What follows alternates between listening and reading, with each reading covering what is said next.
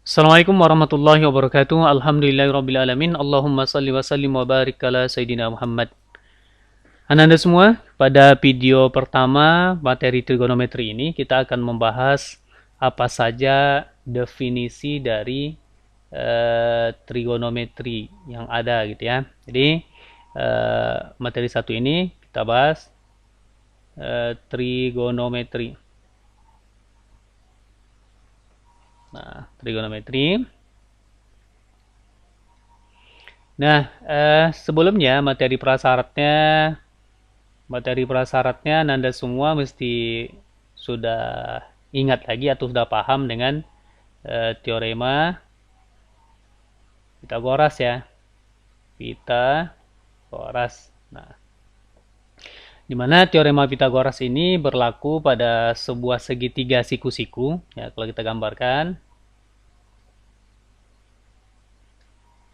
Nah, ini siku-sikunya di sini ya. Nah, dia berlaku pada segitiga siku-siku. Nah, bunyi teorema Pitagoras itu adalah kuadrat sisi penyiku ini nanti sama dengan kuadrat sisi hipotenusa atau sisi miring gitu ya. Sisi miring. Sisi miring ini yang kita maksud adalah sisi yang berada di depan sudut siku-siku begitu ya. Jadi ketika kita ganti di sini kita kasih identitasnya misalkan P, di sini misalkan Q, di sini R. Nah, maka berdasarkan teorema Pitagoras tadi berbunyi jumlah kuadrat penyiku, nah, gitu ya, sama dengan kuadrat sisi miring. Kita di SMP sudah diajarkan sisi miring nih ya, walaupun kurang pas, tapi tidak apa-apa, kita pakai ada situ. Jadi berarti Q kuadrat ditambah P kuadrat itu sama dengan R kuadrat kalau dia ini posisinya ya. Kalau mau disederhanakan boleh diurutkannya P kuadrat ditambah Q kuadrat sama dengan R kuadrat. Inilah materi prasyarat nanti dari materi kita hari ini begitu ya. Nah, di Pitagoras diajarkan bahwa untuk menghitung sisi dari suatu segitiga siku-siku itu minimal diketahui dua. Bisa saja ini dengan ini atau ini dengan ini. Nah, artinya mesti dua pula diketahui. Nah, di SMA ini kita akan belajar lagi, masih bercerita tentang segitiga, tentang sudutnya, tentang sisinya. Karena segitiga ini hanya terdiri dari eh, sisi dan sudut gitu ya. Sisi, sudut itu aja cerita kita nanti. Sisi, sudut, begitu. Nah, oke. Okay. Ternyata ada hubungannya antara sudut dengan panjang sisi. Ya, ada hubungan. Coba kita gambarkan segitiganya yang agak panjang. Sini, sini. Nah, ini segitiganya. Kita anggap ini segitiga siku-siku A, B, C ya.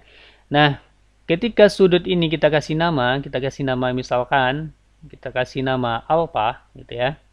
Maka ketika segitiga ini juga kita gambarkan, kita buat beberapa segitiga siku-siku di dalamnya. Ini siku-siku misalkan sini, siku-siku lagi sini. Nah, maka perbandingan antara sisinya tetap gitu ya. Ini dengan ini sama saja. Ini sudutnya. Ini dengan ini. Ini dengan ini gitu ya. Segitiganya ada berapa segitiga nih? 1, 2, 3, 4 gitu ya. 4 yang ini. Jadi sudutnya tidak berubah. Nah gitu ya. Jadi ternyata ada hubungannya begitu ya. Ada hubungannya antara panjang sisi dengan sudut ini. Nah, ketika ini tadi tetap aja sudutnya, ketika segitiga ini tetap sudutnya. Padahal tadi panjang sisinya sudah berbeda-beda gitu ya, sudah berbeda-beda. Oke, kita langsung saja masuk ke materinya. Oke.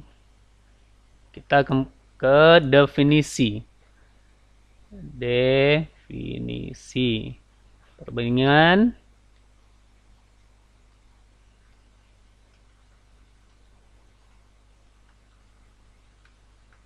Nah, ini definisinya apa sih definisi dari trigonometri ini nanti gitu ya. Definisi dari trigonometri ini nih. Trigonometri ini dari bahasa Yunani ya, trigon, kemudian metron gitu ya. Ada 3 sisi dan sudut ya, ukuran gitu ya. Nanti Ananda bisa lihat di bukunya apa sih makna dari trigonometri. Nah, misalkan kita punya segitiga siku-siku. Nah, jadi misalkan kita punya segitiga siku-siku. Kita gambarkan di sini segitiga siku-siku.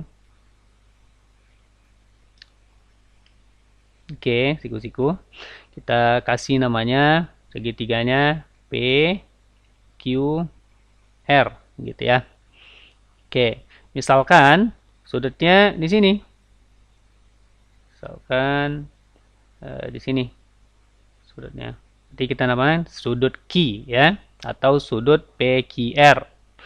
Maka sinus disingkat dengan sin, nanti sin Q, nah, gitu ya, sama dengan perbandingan sisi di depan sudut. Jadi ini sudutnya, maka depannya ini. Nah, ini depannya. Sisi depan sudut dengan sisi miring. Ingat sisi miring tadi posisinya itu berada di depan sudut siku-siku ya gitu, betul ya. Jadi definisi sinus tadi adalah sinus Q itu sama dengan perbandingan. Jadi sisi depan sudut itu berbanding dengan sisi miring gitu ya. Nah, ini definisinya. Jadi sin Q itu depan sudut miring gitu. Depannya ini, miringnya ini. Ingat miring tadi di depan siku. Nah, kalau ini segitiganya, maka kita punya sama dengan sisi depan sudut mana? PR gitu ya. Berarti ini PR per QR gitu. Gitu dia. Oke. Lanjut. Kemudian ada lagi kosinus. Kosinus kita singkat dengan cos. Cos Q itu sama dengan perbandingan sisi samping, ini samping sudut dengan sisi miring ya. Sudut yang kita maksud Q ya.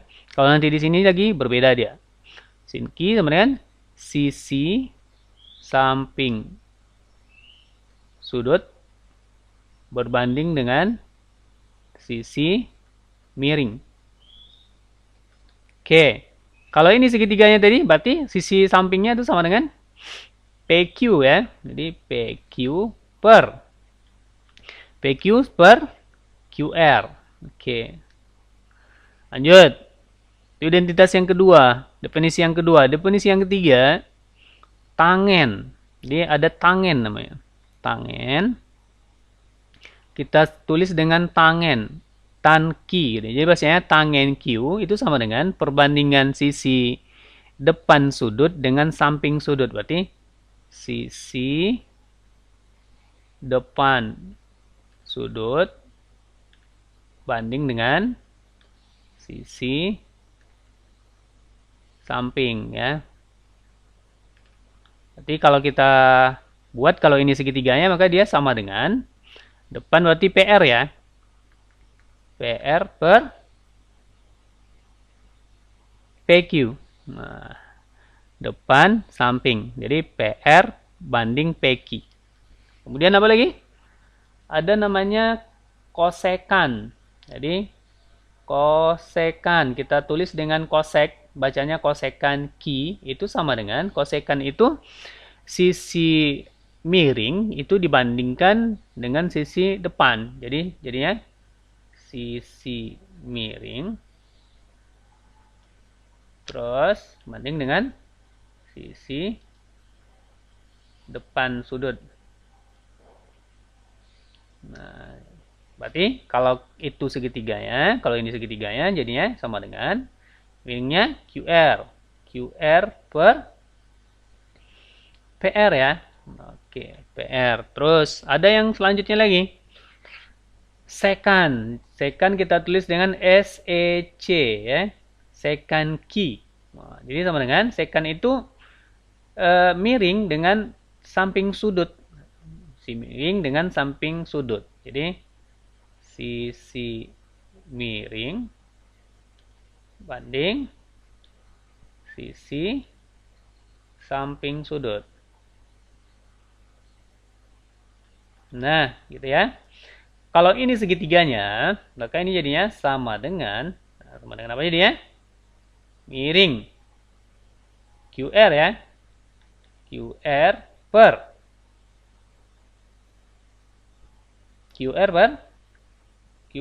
samping. Samping mana? Nah, ini PQ ya. Nah, seperti itu. Nah, ada satu lagi. Kita naikkan sedikit. Namanya kotangen. Jadi kotangen itu kita tulis dengan kot. Nah, kita hapus dulu biar sama. Jadi kotangen ya. Kotangen kita tulis dengan kot ki sama dengan ini samping sudut dengan depannya, berarti sisi samping sudut dibandingkan dengan sisi depan ya. Nah, gitu dia. Kalau itu segitiganya, berarti sama dengan depannya apa? Samping, PQ ya. Berarti PQ per sisi depannya PR ya kan. Oke. Inilah 6 perbandingan trigonometri yang menjadi basic konsep, menjadi definisinya. Ada sinus, ada kosinus, ada tangen, ada kosekan, ada sekan, ada kotangen. Jadi sinus itu depan dengan miring. Kemudian depan sudut ya, ini. Kalaunya R berarti depannya ini. Nah, gitu ya. Jadi yang perlu dipahami adalah di mana dulu posisinya. Posisinya di mana? Di Q atau di R. Nah, sekarang kita fokus ke Q dulu. Q berarti ini depannya. Panahkan, panah. Nah, itu depannya. Nah, yang ini tidak akan berubah. Ini apa tadi namanya? Miring gitu ya.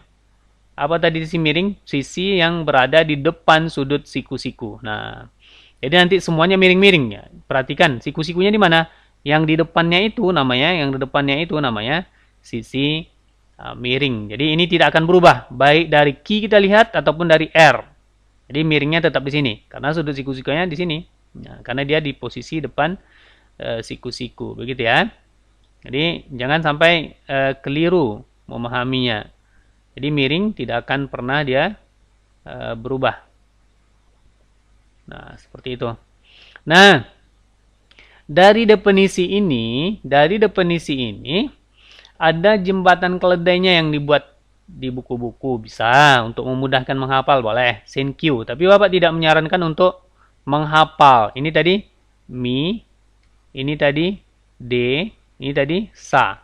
Mi miring, D depan, sa samping. Maka ini bisa dibuat jembatan keledainya untuk memudahkan. Berarti sin itu D, sin itu D mi, ya kan? Cos itu nih, ambil aja ininya. Nah, ini. Nah, ambil ininya. Ini ambil depan-depannya, ya kan? Mudah kita. Nah, ya. Nah, gitu ya. Ini sama dengan jadinya sa mi. Ini D sa. Ini mi D. Ini mi sa. Ini sa D. Nah, gitu ya. Jadi sin D mi cos sa mi tan desa kosekan mi D sekan mi sa kotangen sa D.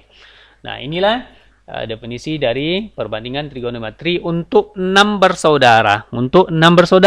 Nah, ternyata dari 6 bersaudara ini, ternyata ada hubungannya. Ada yang kembar-kembar nih. Nah, ada yang bersaudara, ini tadi saudara 6. Jadi yang saudara 6 nih ada pula 2 yang ini.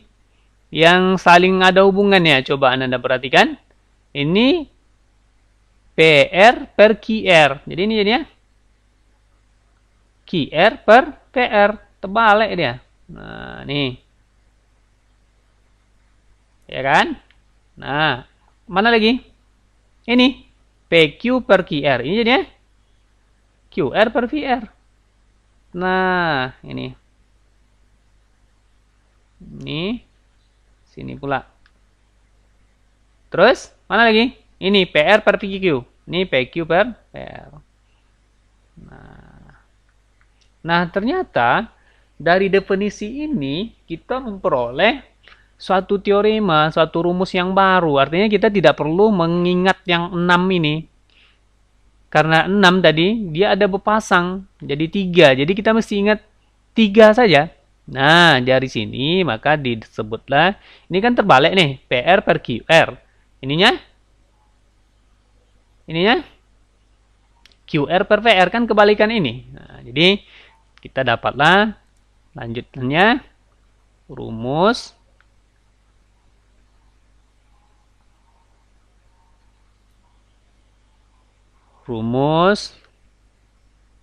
kebalikan. Nah, jadi dapat rumus kebalikan. Apa saja tadi? Sin Q itu sama dengan terbalik dari apa? Sin.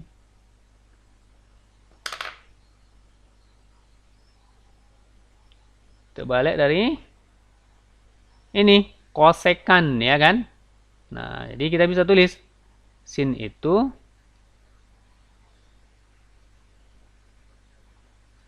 kebalikan dari kosekan, berarti jadinya 1 per koseki. Nah, kemudian sin lagi, cos ya.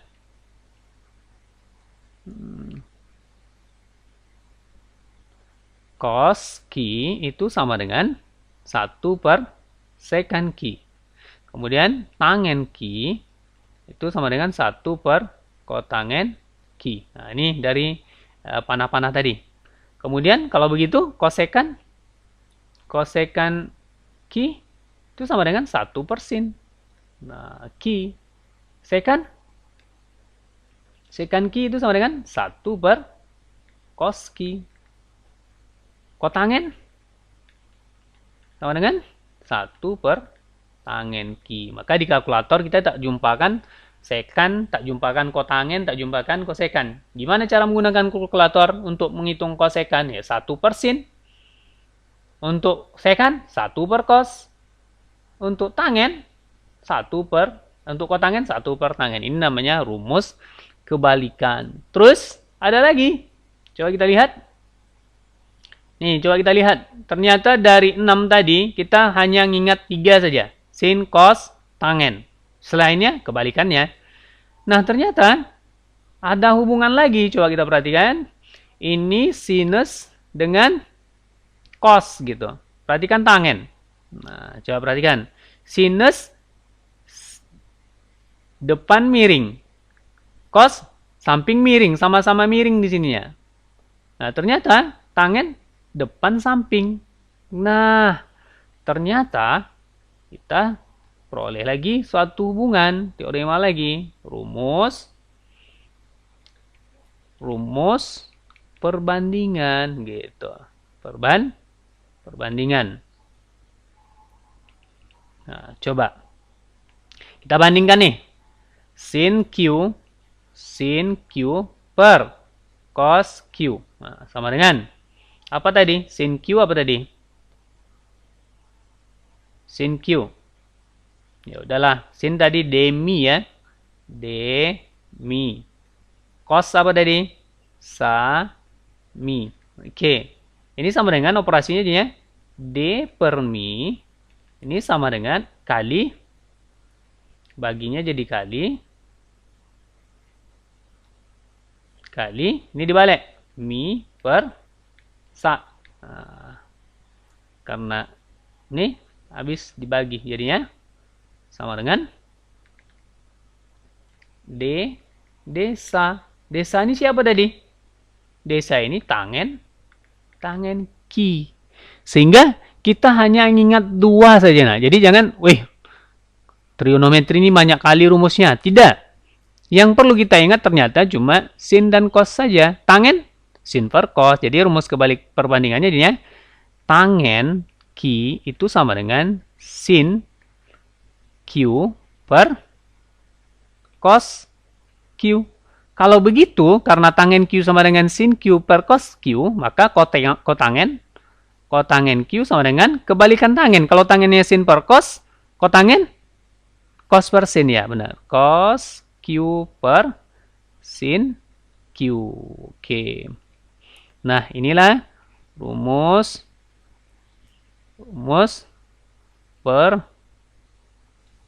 perbandingan. Yang di atas rumus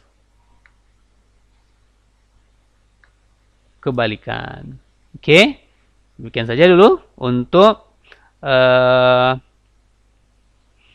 definisi-definisi dari perbandingan trigonometri basicnya ya. Jadi ada definisinya tadi, ada 6, ada sinus, kosinus, tangen, kosekan, sekan, dan kotangen. Nah, dari yang 6 ini ternyata kita hanya ingat yang 3 saja, karena ada hubungannya, ada hubungan kebalikan dia. Jadi kita ingat sin, cos, tangen saja. Ternyata dari yang 3 ini kita cuma ingat 2 saja. Apa yang kita ingat? Sin dan cos saja. Tangen, sin per cos gitu ya. Nih, kita ingat yang 2 ini saja. Nah, jadi jangan bingung. Mudah-mudahan penjelasan Bapak ini bisa dipahami. Jika tidak, silakan di komen saja di link video ini atau japri melalui WhatsApp.